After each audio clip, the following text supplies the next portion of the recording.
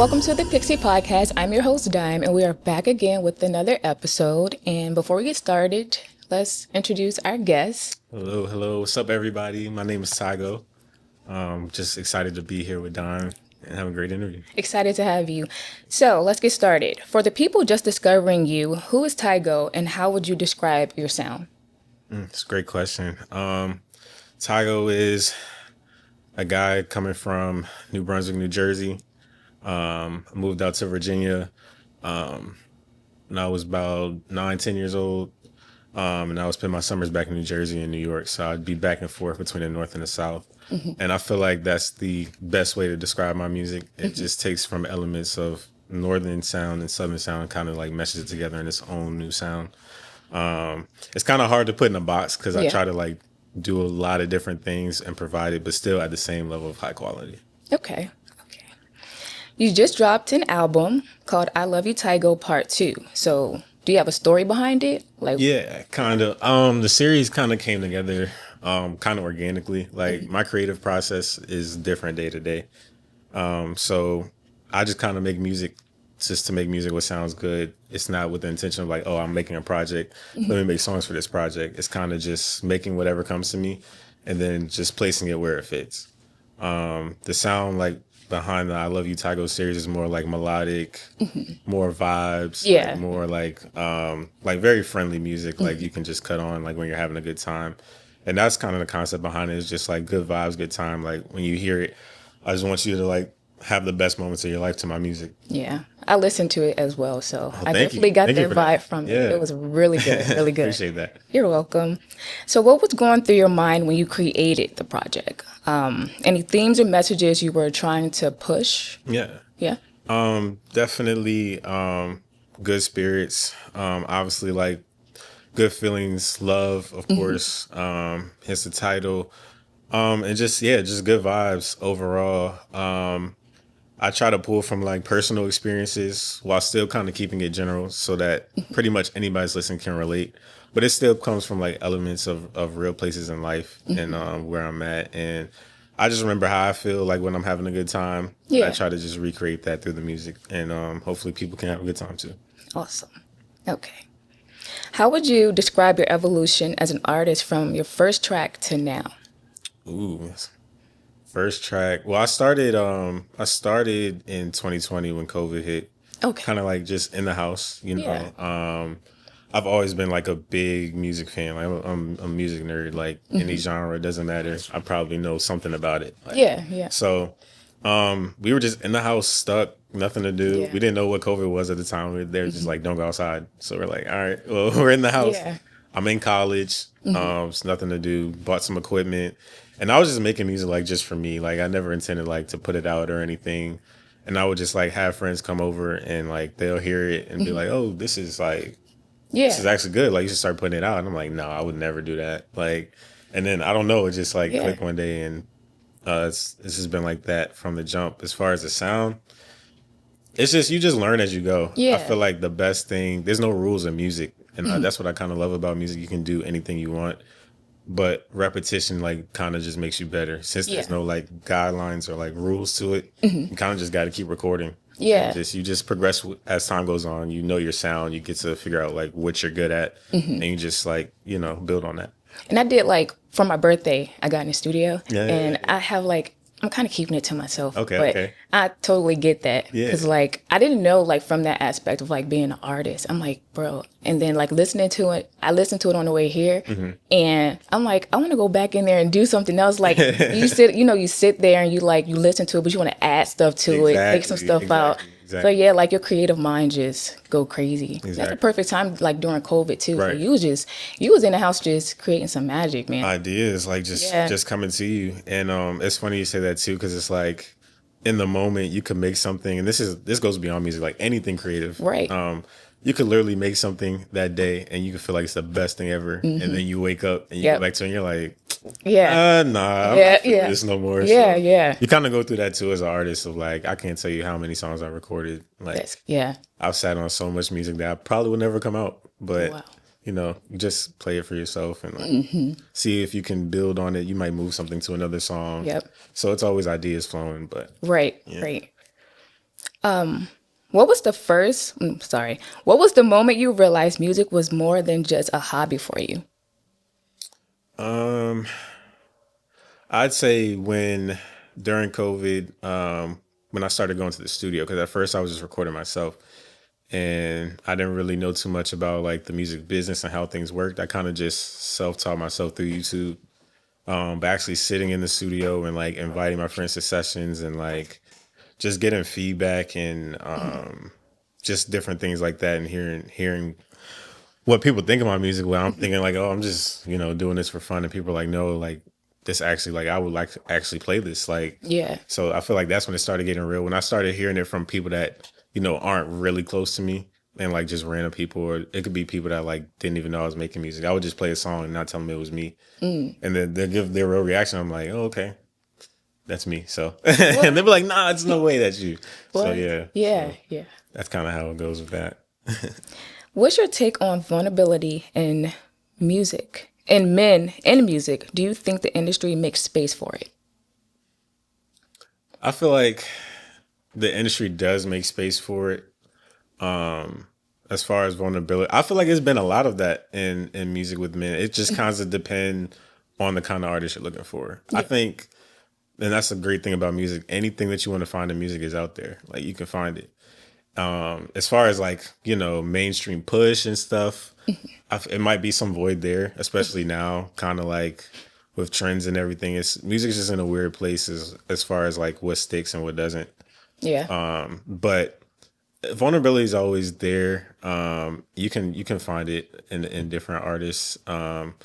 There's some that do, there's some that don't, you know. But I think as artists mature too, like a lot of artists start out young. So I feel like as they mature, they kind of get more in that side versus like when they first come out. So sometimes you gotta be patient with the artists and like let them go through life and like really experience things. Like Jacob Lattimore, he took like a whole 360. Yeah. And that album he got out now, and I was like, wow. Back from when he used to make music back with like OMG Girls and stuff. I'm like what? And like, And then the guy from what is it, Victorious? He's saying, you know what I'm talking about. Yeah, him too. So it all makes sense. You see the progression. It's just like, it's just amazing to watch. So yeah.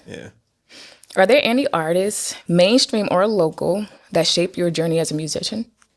Definitely a couple artists. I say my biggest inspiration music-wise is probably Kanye West. Like, I love Kanye. Yeah, it's just like one of none. Like ideas are so crazy. Like I still remember like hearing certain songs and I'd be like, what is this? Like, and then like 3 days later, be like, oh, this is the craziest song ever. Like, so definitely him. Grew up on like Stevie Wonder. So he's definitely a big influence, like just musically, melody wise. I like out of the box people. Mike Dean, he's like the GOAT engineer. Like, he works with everybody, Kanye, Travis, The Weeknd. So I look up to like people behind the scenes too, and they definitely shape. But I say those are probably like the big three for me. Okay. Yeah. Those are great people too. Yeah. How do you stay grounded as your following and influence grows? That's a good question. I think you just have to be in tune with reality. Yeah. Like you just have to keep your priorities in order. Stay close to your friends and family. And just be real with them. Like accept criticism, accept, the harsh conversations, the hard ones to have, and just look within yourself to just grow and get better as a human being. Right. I feel like that's the most important, especially like in the music industry. Like things can get very shaky, and like there's a lot of things that happen behind the scenes that you kind of just gotta like take it on the chin and go through. But at the same time, you gotta know who you are. Yeah. And just stay grounded, like you said. Yeah. I literally just had a conversation with someone because like even with not just being like a music artist, but even like as a person, being in the industry, you can't lose yourself. Right. Like outside of Tygo, you know what I'm saying? Right. Or outside of Diam. Exactly. Who is that person? You can't like not pour into yourself as a human being. Like you have to grow in life, progress. Yeah. Because, all of this stuff is not going to be here, it's going to be here when you pass, but you just got to, It's about the legacy and like what you leave behind. Like all people really have about your like stories. Yeah. Like that's all they can tell their people, and that's how we learn about things is through history and the stories that people tell that are here with us. So you always want to leave a good impression on people, and just be the best version of you. Right, right. Has there ever been a moment where you felt like giving up on music, and what keeps you going? I don't think there's ever been a moment of me giving up on music just simply because I just love music that much. Like I would never stop making music. There are points where like it does kind of get discouraging, like starting out independently and like just it's a lot of things that you think go a certain way, and then when you're actually doing it, it's like, oh, this is not what I thought it was gonna be. And it's a lot of investing in yourself, and you can't like when you're going for goals and like things you have, you can't lose sight of like what's actually going on in the real world too. Like life hits you at the same time, and it's like your dream doesn't really care about your life, and your life doesn't really care about your dream. Like they're on two separate missions. And it's kind of like just balancing the both. So it that can definitely get discouraging, but it's what I love. So that's like keeping that, understanding why you're doing it, what you're doing it for, and keeping that love at first is the only thing that's going to keep you going like long term. So I think like gratification from like people and like, likes and views and things that people deem as like what makes you good. You can't value those things as much as like the quality and like the impact you have on people. Like that outgrows way more than like things online. So just keeping those things like at the front of your brain. And living in reality, because you have a lot of people who just don't. They just, and not saying like you can't pour into your dreams. You can do that, but you have to also like snap back into reality. Exactly. What really matters, even though, your dreams matter, but definitely. Like your life does too. It's all about the balance. Exactly. Yep. Do you feel like today's music culture supports originality or pressure artists to perform personas?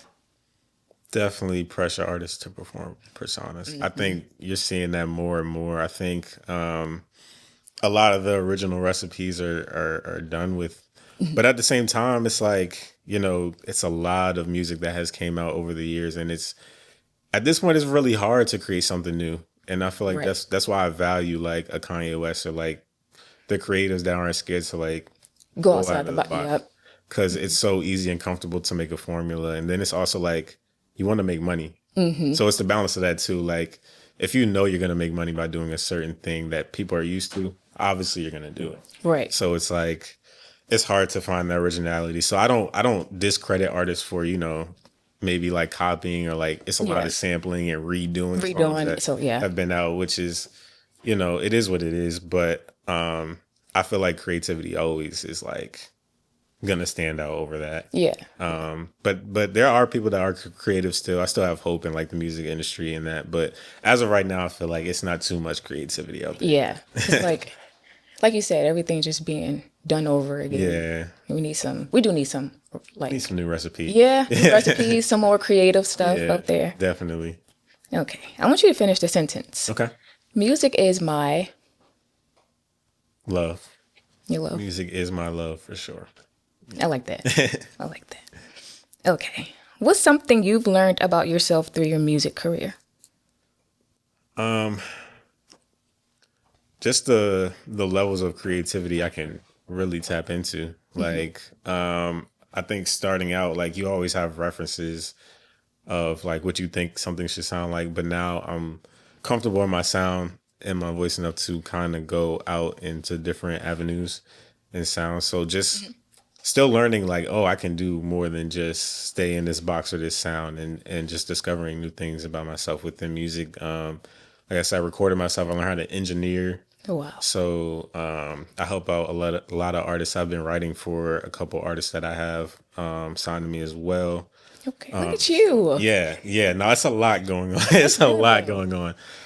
Shout out to everybody in We the Culture. But yeah, just from a writing aspect, like writing for women, I didn't think like starting out making music I'd be able to even think about doing something like that. But now I'm doing that. So just finding like new things to do within the space has been like a shocker to me. Like that I'm even capable of doing something like that. Yeah. See, look at you. You didn't even know you was capable of that. Yeah, it's crazy. And you're doing it. What's a message or emotion What's a message or emotion do you hope people take away from your music? I can't read. No, you're doing great. An emotion, just that good feeling. That good feeling. I feel like music plays a big part in how we operate. If you think about going to a movie or going to a store, you're going to hear music in the background. And because you hear it all the time, it's like just going on with your day. But it really does affect your mood. Like it does. Yeah. When you're in the gym, you don't want to hear Beethoven. You want to hear DMX. You want to hear like, some rock music. You want to hear something to get you energized. That the frequencies and that really plays a whole part in how we live and design. So my whole thing is I want to create music that's positive, that's welcoming to everybody, and that feels good. Like I want you to be able to like play this for your kids and also play this like for your friends and your parents. Like everybody should be able to find something they connect with in my music. That's good. Do you remember the first bar you ever wrote? And if you do, what is it? It was probably like, I don't remember it, but it was probably like a science project or something. Like that is crazy. You're not the first artist that I've asked this question to. And they always go to a science project. It's always something about science. No, it really is. Like, I don't know. I guess it's just like, because like I used to, kids don't do this, but I used to like not do homework and stuff. Or like, you know, the speech presentations you got to give. And I'm like the morning of on the bus, like, what am I about to say? And I'll just come up with something real quick. And then I'll get like an A on it. And I'm like, okay, so I can do the freestyle, which is very dangerous. Like, don't follow that. But like, just knowing I can do that. But I feel like it also plays into like just the writing skills now. Like, I know I can get something on the spot because, you know, school is like where you kind of develop those skills. Like, so I'm definitely confident. And I probably do have like some like songs from like history projects and like rapping about presidents or something somewhere. So that's probably has to be tough though. It got to be fire. I'll probably cringe at it, but I gotta find it. So yeah, but I'm not sure what I said. You don't know what it is? I have no idea. Okay. I'll let you go. That's so I know we already talked about your artists that, you know, what is it? Lord, I didn't lost my train of thought. But anywho, I'm asking, what are your top 3 influences? But do you have any other outside of Kanye and Definitely Lauryn Hill, Rihanna. Oh, I love Rihanna. Yeah. Keisha Cole. Oh, I love her too. Yeah. It's just random. I don't know. I just listen to like a lot of random people, like Marvin Gaye. Okay. I just love like melodies and hearing like how different people like do things like that. So, and then of course, like you always come up on like what your parents are listening to. My dad. Like I feel like the kid is Michael Jackson. Like, you got to start out like in Michael Jackson, like watching all the music videos. Yep. Then the Wii game came out, so it's like, you know, all the dances. That's what I'm saying. Like we all in there. You know, if anybody ever wants smoke moonwalking, like I'm all for it. I'm getting the 5-star. I'm getting all the signature moves down. Y'all heard that, right? So like, of course, Michael Jackson. Like, and my dad was like a big like Prince fan. Oh, I love Prince too. Yeah. Yes. But like as a kid, I'm like, no, like Michael Jackson's way better. Like he's like, no, it's Prince. So like, it's coming up off of that. So like, definitely those two for sure. But like, it's just a big like gumbo pot of like just different artists and what they bring to the table. And then also like, I'm big on producers. Like production is like a big thing for me. So like artists like The Weeknd or like Travis Scott, they use like very heavy like cinematic production. So I'm also into that as well. So like any artist that, you know, bring that to the table, I'm always listening to. So okay. All right. So we're going to do our Would You Rather segment. So I have a few questions. Yeah. Would you rather drop a classic album with low sales or a mid album that goes platinum? Ooh.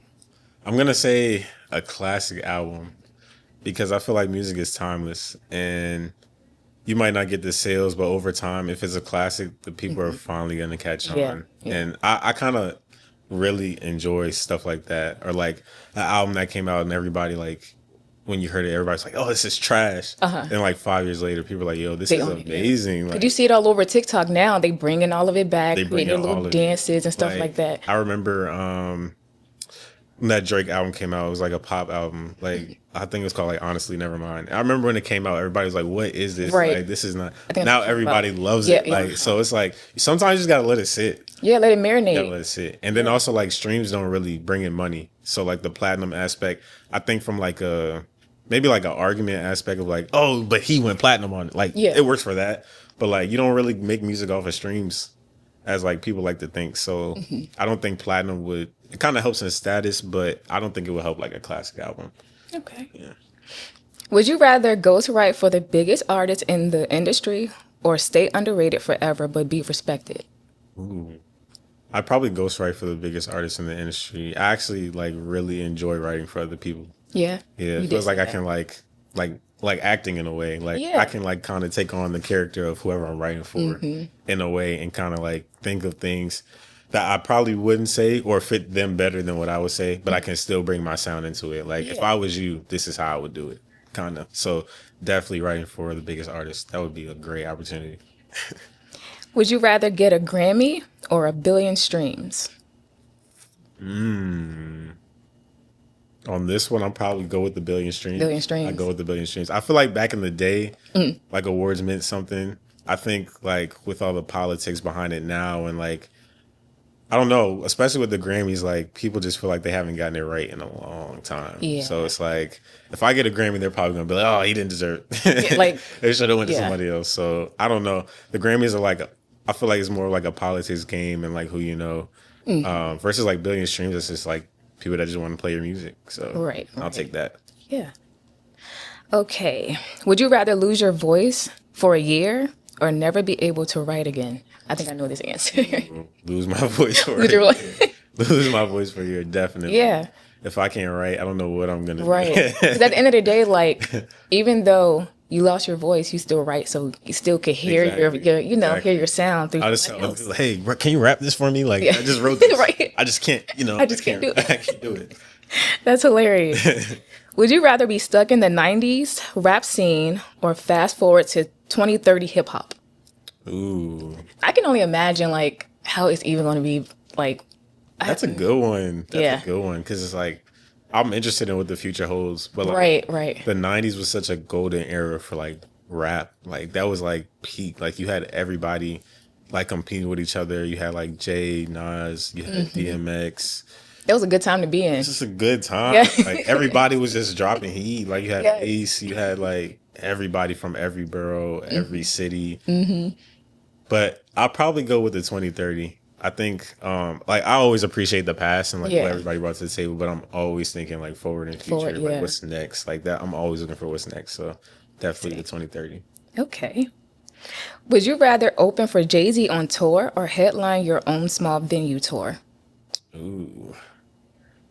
That's a good one. Dang. Jay is, like, well, Lil Wayne's my favorite rapper of all time. Like, I think he's the GOAT. Like, that album that he got, the fire.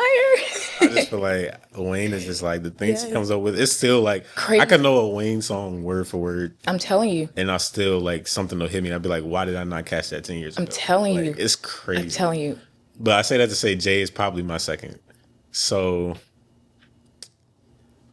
that's a good one. I'll probably say open for Jay. I probably say open for Jay. I can see you doing that too. Yeah, I think it's just like it's just more of an audience. Even though I'm really big on building like genuine connections, especially like starting out. I think the small venues are like very underrated. Like I think when you catch artists in the small venues and then they do like the stadiums, like you share that connection of like, yo, I remember when he was here, and people just remember that more than like going to like a stadium. Yeah, like it's just more of like a connection.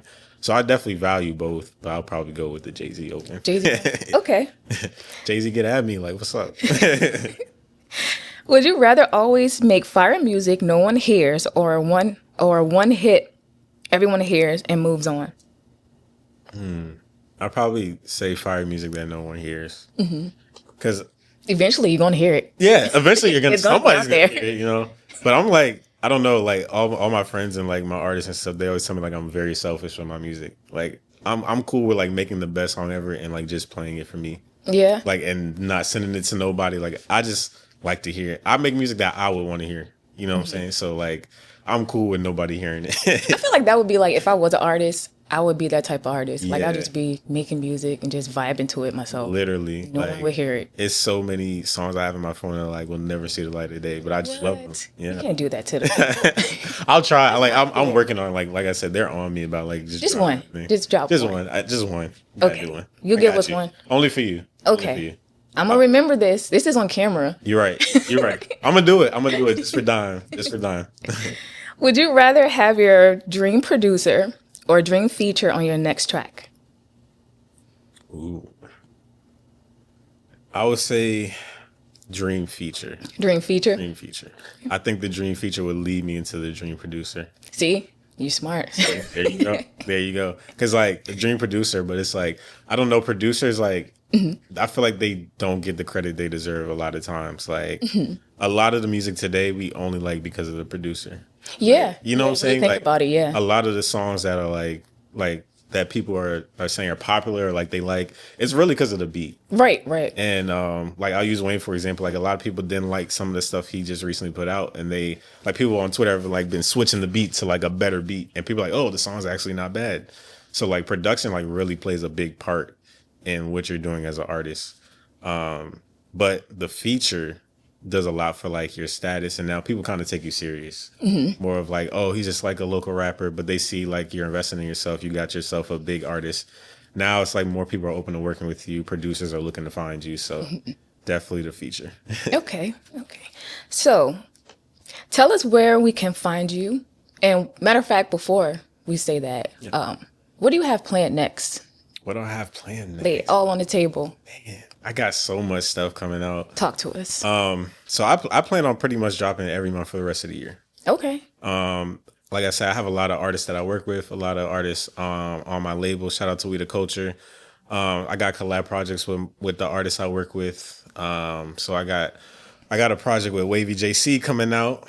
I got a project with Mook, Playboy Brothers 2. I got a project with Jai. I'm working with her right now. We're working on some writing stuff. I got a label project coming out. And then obviously my solo stuff. I got an album that I'm working on at the end of the year right now. Very busy man. Yeah, it's a lot going on, a lot of different pieces. So just expect a lot of music for the rest of the year for sure. A lot of shows, events that we do around the city as well. Yeah. So yeah, just the whole nine, music videos, everything. Like I'm dropping everything this year. I'm just flooding the content space. We'll be there. I'm gonna catch you at one of these shows. Definitely. You got to come out for sure. Yeah. So let us know where to catch you. Well, your socials, social medias and stuff. Yeah. Instagram, tygo.3. On TikTok, tygoat3. So that's Ty Goat. You know what I'm saying? Just add an AT to the Tygo. See what you did there. You see like that? Yeah. Yeah. So that's pretty much where I'm at. Instagram. If you click my links in the bio on Instagram, you can see the music videos. You can stream all the music. I'm on all platforms. TYGO. Shout out to We The Culture, the label, of course. The project I Love You Tygo Part 2 is out now. Also, I Love You Tygo, the first part. I recommend you play both, like just all together. You know what I'm saying? I feel like you'll feel a lot better about yourself. So yes, I will make sure I'll have everything in the description box below, and you can catch me on Instagram at Diam- with 2 underscores, the Pixie Podcast on YouTube, and I'm on Apple, Spotify, and yes, I will see you guys in the next episode.